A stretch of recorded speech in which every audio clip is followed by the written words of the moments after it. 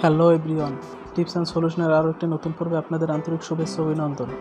সম্প্রতি যারা শাওমি অথবা রেডমি অথবা অন্য যে কোনো ব্র্যান্ডের ফোন ইউজ করতেছেন, তা আপনাদের মোবাইলে একটি সমস্যা দেখা দিয়েছে, তা হলো থিমস অ্যাপসে কাজ করতেছে না, অথবা থিমস অ্যাপসের ভিতরে যদি আপনি প্রবেশ করতে চান সেক্ষেথে আপনার মোবাইলে একটি মেসেজ আসতেছে, your device is at risk, এবং নিচে একটি ডিসেবল বাটনের শো করে। এই যে আমি যে কম্পিউটার মোবাইল স্ক্রিনে যেটি দেখাচ্ছে এই রকমের একটি মেসেজ আসে, অথবা আপনার মোবাইলে অটোমেটিকলি এই নোটিফিকেশনটা চলে আসে। সেক্ষেত্রে আপনি যদি ডিসেবল বাটনে ক্লিক করেন, দেখা যায় আপনার থিমস অ্যাপসটি রিমুভ হয়ে গেছে অথবা থিমস অ্যাপসটি মিসিং হয়ে গেছে। পরবর্তীতে আপনার থিমস অ্যাপস রিলেটেড যে কোনো কাজ করতে গেলে তা সঠিকভাবে করতে পারতেছেন না। সেই অ্যাপসটি যদি কাজ না করে সেক্ষেত্রে কিভাবে আপনি ওই অ্যাপসটি প্রবলেম সলিউশন করবেন, এবং অ্যাপসটিতে অনেক সময় দেখা যায় আপনি যদি প্রবেশ করতে চান সেক্ষেত্রে বের করে দেয়। এই ধরনের সমস্যা থেকে কিভাবে আপনি পরিত্রাণ পাবেন এবং এর সমাধান পাবেন তা আমি আপনাদেরকে এই ফুল ভিডিওতে দেখিয়ে দেব। তো চলুন দেরি না করে শুরু করি। প্রত্যেকের মোবাইলেই থিমস অ্যাপসটি হোম স্ক্রিনে থাকে অথবা সেটিংসের ভিতরে থাকে, যে কোনো এক জায়গায় গেলে আপনি পাবেন। এখন আপনি যদি এই থিমস অ্যাপসটি যে আছে তার ভিতর ক্লিক করবেন যে কোনো কাজের জন্য, সেক্ষেত্রে দেখা যায় থিমস অ্যাপস আপনাকে অ্যালাউ করতেছে না, বের করে দিচ্ছে।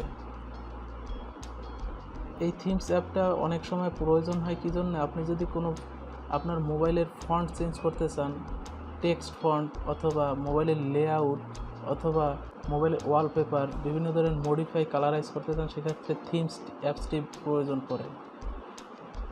এই থিমস অ্যাপস কীভাবে কাজ করবে, সেক্ষেত্রে আপনি কি করবেন, আপনার যে সেটিংসে আছে সেটিংসে চলে আসবেন। সেটিংসে আসার পর আপনার যে অ্যাপসগুলো ইনস্টল করা আছে সেই অ্যাপস ম্যানেজার অথবা অ্যাপস অ্যান্ড অ্যাপ্লিকেশন নামের সেটিংসের ভিতরে যে ফাংশনটা আছে সেখানে চলে আসবেন। আমার যে ফাংশনটা আছে অ্যাপ্লিকেশন অ্যান্ড পারমিশন, আপনাদের অনেকের থাকবে অ্যাপস ম্যানেজার অথবা অ্যাপস অ্যান্ড নোটিফিকেশন এরকমের থাকতে পারে। যে রকমের থাকবে আপনারা ওইটা ক্লিক করবেন, তারপর আসবেন অ্যাপস ম্যানেজার আসার পর আপনার মোবাইলে যতগুলো অ্যাপস আছে সবগুলো অ্যাপস এখানে শো করবে, যতগুলো অ্যাপস ইনস্টল করা আছে। এখান থেকে আপনি থিমস অ্যাপসটি খুঁজে নেবেন, এবং খুঁজে নেওয়ার পর আপনি এর ক্যাশ ক্লিয়ার করবেন। এই যে থিমস অ্যাপস আছে, এই যে দেখুন, এই যে থিমস অ্যাপস, তার সামনে যে অ্যারো বাটন আছে এই থিমস অ্যাপসের উপর ক্লিক করবেন। তারপর এখান থেকে আপনাদের অনেকের এইটা ক্যাশ মেমোরি এখানে ফন্টে থাকতে পারে, মানে এখানে থাকতে পারে, অনেকের এই যে ইন্টারনাল স্টোরেজ এইটার ভিতরেও থাকতে পারে। সেক্ষেত্রে আপনারা ওখান থেকে ক্যাশ ক্লিয়ার করে নেবেন। এখান থেকে আপনি করবেন কি, ক্লিয়ার ক্যাশ ডাটা ক্লিক করবেন। আর উপরে যদি ডাটা ক্লিয়ার করা না থাকে সেক্ষেত্রে ডাটাটাও ক্লিয়ার করে নেবেন। তারপর আপনি কি করবেন, এখান থেকে বেরিয়ে আসবেন। তারপর আপনার এখানে অনেকের 3 ডট থাকতে পারে, অনেকের মোড থাকতে পারে। আমার মোবাইলে মোর অপশন আছে, সেক্ষেত্রে মোড়ে ক্লিক করব। তারপর এই যে রিসেট অ্যাপস পারফরমেন্স এখানে ক্লিক করবেন। এখানে ক্লিক করার পর এই যে রিসেট অ্যাপস নামে অপশনটা আছে এখানে ক্লিক করবেন। এখানে ক্লিক করলেই আপনার থিমস অ্যাপসের ভিতর যতগুলো প্রবলেম আছে সব প্রবলেম সলভ হয়ে যাবে। তারপর আপনি কি করবেন, আপনার থিমস অ্যাপসের ভিতর ক্লিক করবেন, দেখবেন আপনার থিমস অ্যাপসে পারমিশন দিচ্ছে, মানে আপনার ঢুকতে পারতেছেন।